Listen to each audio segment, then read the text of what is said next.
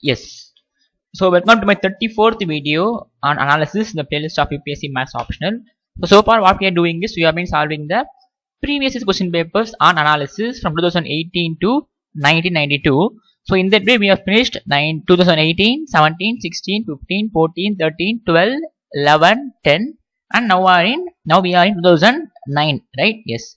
So there are 5 problems in 2009. So let us finish these 5 problems now in the upcoming videos. So the first problem is show the state Rolle's theorem and using it prove that between two roots of e power x cos x minus is equal to 1 there will be a root of e power x sin x is equal to 1, right? Yes. So I have already explained Rolle's theorem to you in the part 1 to 25. So you please go through the link in the description, because in the description I have provided the very detailed analysis of what is meant by Rolle's theorem, right? I have briefly explained what is meant by Rolle's theorem in that video. So you please go through that theorem and then you come back to this video, right? Because we are going to solve this theorem using the Rolle's theorem, right? So in order to solve this problem, first we need to know Rolle's theorem. So please watch the video in the description and come back to this video, right? Yes. So what this theorem says is that, so suppose you first what Rolle's theorem says, as you already know that if a function f is dependent on a comma b, so the first I will quote Rolle's theorem and then we will discuss what this problem says, right? Yes. Yeah. So Rolle's theorem. Don't think I am not explaining Rolle's theorem very briefly. Please go to the link in the description, because I have explained for 2 to 3 videos of what is meant by Rolle's theorem using geometrically. Yeah. So what Rolle's theorem says is that if a function f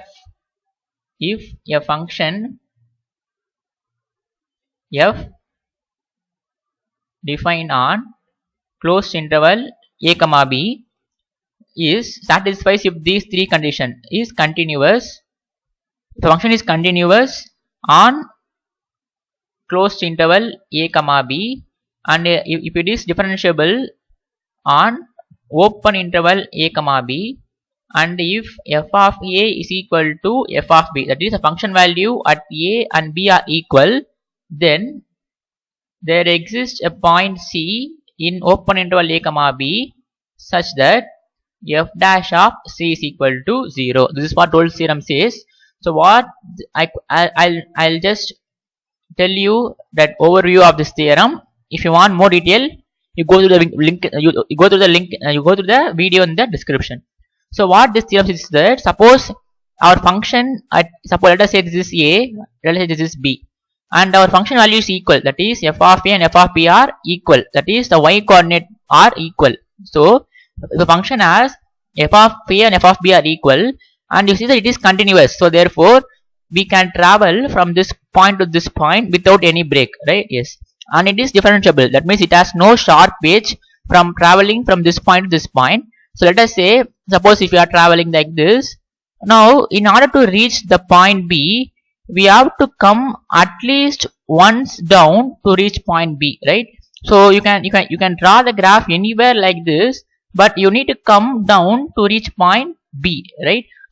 So what this says is that, so in order to come down at this point, in order to come down to reach point b, so there exists at least one point whose tangent, sorry, so there exists at least one point whose tangent of that point is parallel to x-axis. That's what this theorem says. So when you cover this way, the tangent is here. When you cover this way, the tangent is here. So anyway you reach from point A to point B, there exists at least one tangent. So it can also be many tangent. For example, if a graph goes like this, you can see that there exists T3 tangent that is parallel to x-axis. That's what this says. But the theorem guarantees that existence of at least one tangent parallel to x-axis, right? So please go through the video in the description. You will be very clear of what is meant by Rolle's theorem, right? Yes. So we have studied the Rolle's theorem, so this carries 2 marks, and using it prove that between two roots of e power x cos x is equal to 1, there will be a root of e power x sin x is equal to 1. So So you know what's going to be a root, right? So roots are the points that crosses the x-axis. So let me show you the graphically. So we have a function e power x cos x minus 1 is equal to 0, and this function you can write this as e power x sin x minus 1 is equal to 0. So let us try to plot e power x cos x minus 1 is equal to 0, right? So if I try to plot e power x cos x minus 1 is equal to 0, so we have, yeah, so this is a graph for e power x cos x minus 1 is equal to 0. This seems to be very strange for you, but this is the graph for e power x cos x minus 1 is equal to 0, right? So you can see this is a graph. It looks like a vertical strips, but it is a graph for e power x cos x minus 1 is equal to 0. So let me zoom so that you will have some more idea. Yeah, so let us keep this frame, or let me zoom out.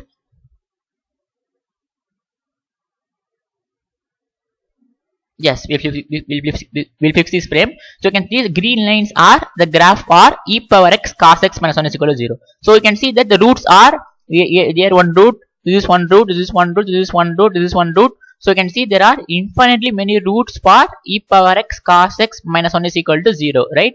So what we have to prove is that, so between two roots, so between this root and this root, there exists one root for e power x sin x minus 1 is equal to 0. So let us try to plot e power x sin x minus 1 is equal to 0. This is a graph for e power x sin x minus 1 is equal to 0. So let me try to graph both in the same frame. So you can see that this is the green color are e power x cos x minus 1 is equal to 0, and the blue color are e power x sin x minus 1 is equal to 0. So if I try to zoom here, you can see that, let me try to zoom. Yeah, so you can see that between two roots of e power x cos x minus 1, there exists one root of e power x sin x minus 1 is equal to 0. This is what we have to prove, right?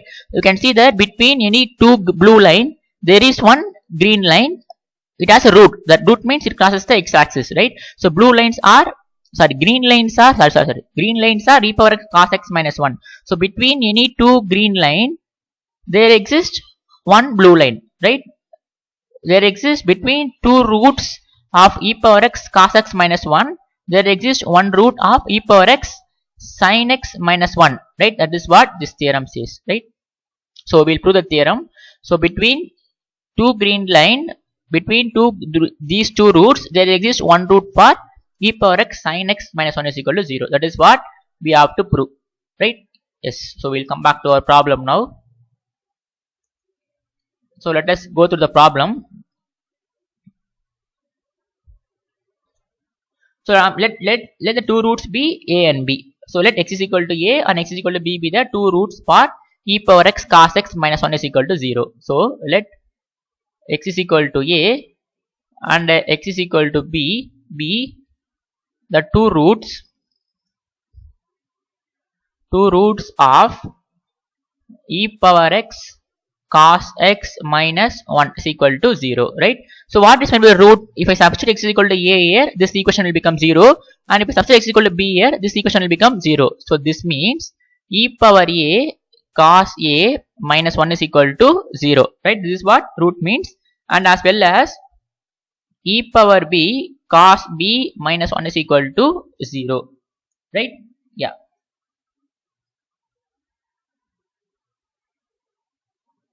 So from this I can write e power a cos a is equal to 1. So this means cos a is equal to e power minus a. I'm just bringing e power a to that side. So we'll have 1 by e power a. So 1 by e power a is nothing but e power minus a. And this means e power b cos b is equal to 1. So this means cos b is equal to e power minus b, right? Yes. So consider the function. So these are two. Second problem that we are solving in Rolle's theorem now. So we have already solved a problem using Rolle's theorem in calculus or analysis. I don't know whether I have solved in calculus or analysis, but we have solved a problem using Rolle's theorem. So consider the function f defined on closed interval a comma b as follows.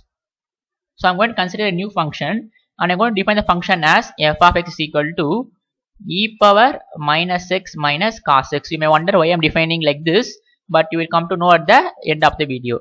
So consider the function f of x is equal to e power minus x minus cos x. So we will be what I'm going to show the same. Actually, I have started problem using Rolle's theorem. So in the description, I will do the link. I will give the link also. I think it is calculus 1995 or 1994. I think we have solved one problem using Rolle's theorem, right? That is using determinant.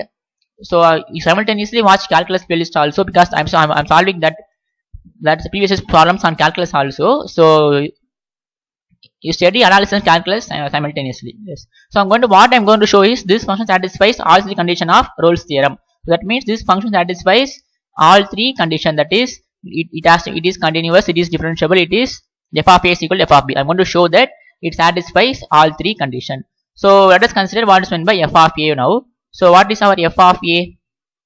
Our f of a, what I'm going to claim is this f satisfies the hypothesis of Rolle's theorem. This is what I'm going to claim. So further I have to satisfy these three conditions. So what will be my f of a? It is e power minus a minus cos a. So we already know cos a is e power minus a. So therefore this will be equal to 0. And what will be my f of b? And f of b will be e power minus b into cos b. And again this is equal to e power minus b minus e power minus b, because cos b is e power minus b. So this is 0. So therefore f of a and f of b are equal. So in this case they are both equal to 0, right? Yes. So the next is f is continuous. So f of x is continuous on closed interval a comma b. This you can clearly see that cos x and e power minus x are continuous, right? So these are continuous functions, and sum of two continuous function is continuous, and difference of two continuous function is continuous. Or else you can also prove like using that the limit x tends to a, f of x is equal to f of a. These are very easy task, because we have been solving many problems. We have solved many problems to show how a function is continuous, and clearly f is differentiable on open interval a comma b. If you want to prove this, what you have to prove is that you find left hand derivative and right hand derivative and show that both are equal, or else you can simply say that this function is differentiable, this function is differentiable, so therefore sum and difference of two function is differentiable. So therefore our f satisfies all three conditions of Rolle's theorem. So that means therefore there exists C in open interval a comma b such that f dash of C is equal to 0. This is what Rolle's theorem says, right? Function satisfies these three conditions. There exists at least one point between that interval such that whose derivative is parallel to x axis. So what is our f of C? Our f of C is nothing but e power minus c minus cos c, right? I'm just replacing x by c. So what will be my f dash of c is equal to 0? So e power minus c. So what is the derivative of e power minus c? It is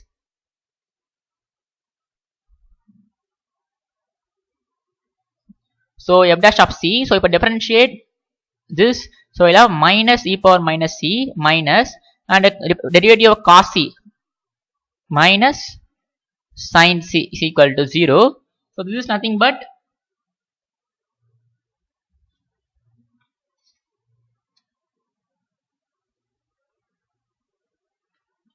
e power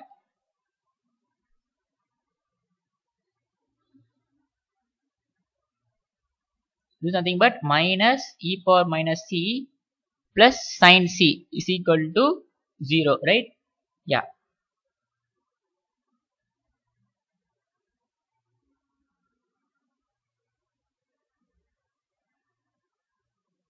So now I can write this as minus,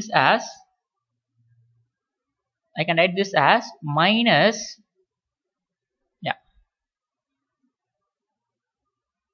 So I can write this as minus 1 by e power c, right? I'm just bringing e power minus c to this side plus sin c is equal to 0. So if we cross multiply here, so we will have minus 1 plus e power c sin c. By e power c we will have, so I'm bringing that to this side, we will have equal to 0. This means e power c sin c minus 1 is equal to 0, or So since c is a dummy variable, so if I try to replace that, that means, so that this means e power x sin x minus 1 is equal to 0. So therefore, between the two roots of e power x cos x minus 1 is equal to 0, there exists at least one root of e power x sin x minus 1 is equal to 0. Right? So that's our theorem. Yeah, you will be very clear if you see the graph. So I'm just taking our a and b as some arbitrary point, and I'm proving that. So when you look at the graph for, so I'm considering the graph as f of x is equal to, I'm defining the function as f of x is equal to e power minus x minus cos c. So you may wonder why I define the function like that, because if I differentiate this function only, I'll get you get what? E power x sin x minus 1 is equal to 0. So if I try so we will plot how this graph look like, right? So e power minus x minus cos x. So e power minus x minus cos x. So e power minus x. So as of now we will e power minus x minus cos x, right? E power minus x minus cos x, this is what equal to 0. So this is what we are defining the function like this. So if I try to, we will look all this. So we will,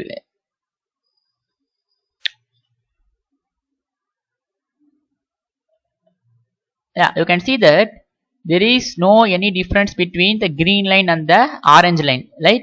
Because both are same, even though it may look different, you can see both are same. So I'm not considering only, I'm considering only this graph e power minus x minus cos x. If I consider this graph also, you can see that, you can see both are same, right? So that's why I define the function like this. You may think that why I am defining function like this, but both are same, right? Yeah, that's it. So the next video we will solve the second problem. The second problem is I think yeah, show that the series is convergent. So before that, you will just recall, we already solved on series using a ratio test, right? So you go through that. We will see the next video. Goodbye. Thank you.